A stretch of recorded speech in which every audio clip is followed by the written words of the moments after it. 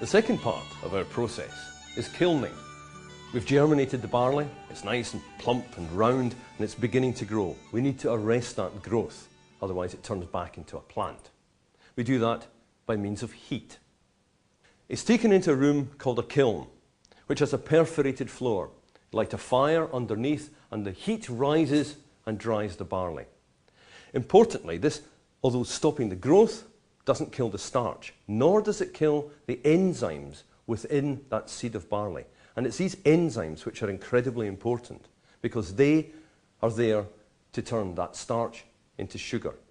In Scotch whisky, we're not allowed to add enzymes to make that conversion happen. It has to be natural. It has to be existing within the cereal itself. But here's the decision point. Decision point number one for your distiller.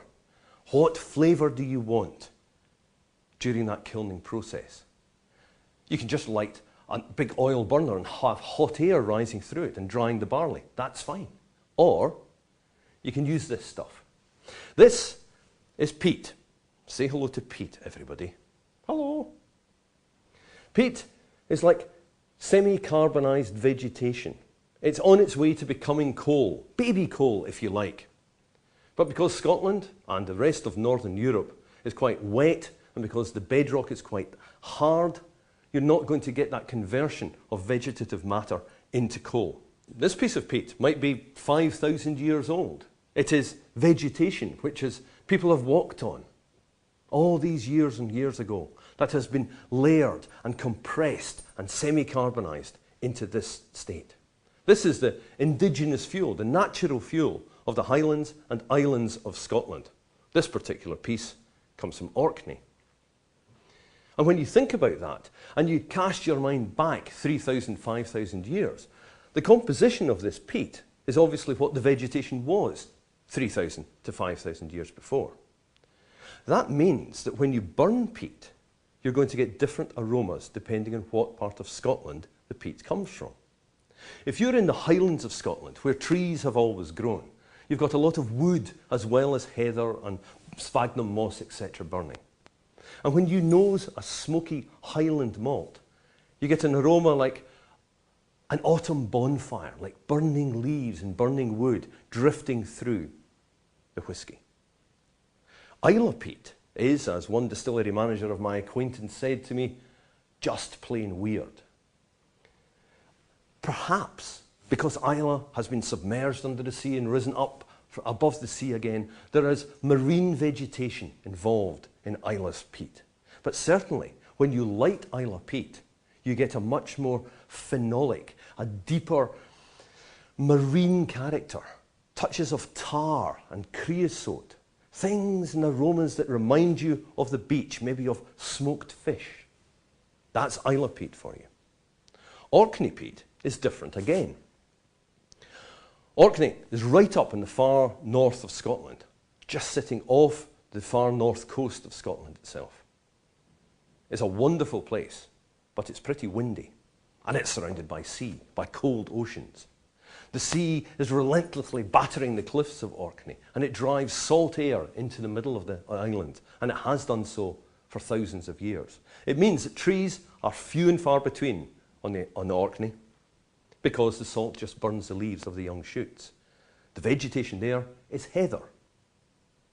So when you light Orkney peat, all the heather and the heather roots which are contained within there give off a completely different set of aromas. So Orcadian peat, heathery. Isla peat, more marine and tarry and creosote-like. And the peat from the mainland, well, that's more wood-like, like wood smoke. Remarkable stuff, peat. Right, our first decision. Are we going to make non-smoky or smoky whisky? We're going to make a smoky whisky, so we've got to light the peat. Now we're going to be making a smoky whisky, therefore we're wanting to burn the peat. Now notice what's happening here. If I was using this peat just to heat my house, I would want flame coming off it. But I'm just wanting the smoke which comes off the peat if I'm drying my barley. So I'm going to light the peat until it ignites and gives off this wonderful smoke. the aroma is just fantastic. Now, this smoke contains compounds called phenols. Phenols are like tars. And within the smoke, these phenols rise up through that perforated floor and they adhere to the surface of the barley. They stick there. They form a coating to it. So although this barley is then going to be ground and then mashed and then fermented and then distilled and then aged, the smoke is going to remain in there because it has stuck to the outside of that barley. So the memory of the peat sticks with the malt all the way through. It's a bit like you've been to a bonfire party and you go home and your clothes are still smelling of the smoke. The memory is still there on your clothes. Exactly the same with the whiskey. The memory of that peat is still there. Just think, how old is a whiskey? It could be 5,000 years old. There's various different levels of peating. You can have very, very heavily peated whiskies, in which case you add lots of peat and you burn it for a long time. You can have whiskies which have just got a whisper of peat in it. A small amount of peat is all that is needed. So the amount of peat which you add has a direct effect on the smokiness of your final spirit. Don't believe, as some people still think, that peaty water has got something to do with the flavour. It's not. It's the smoke coming off the peat that matters.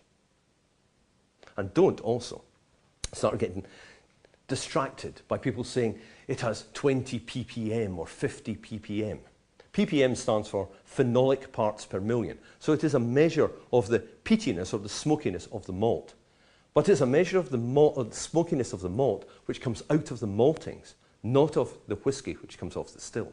So it's just an indication about what goes into the distillery, not what comes out. Peat.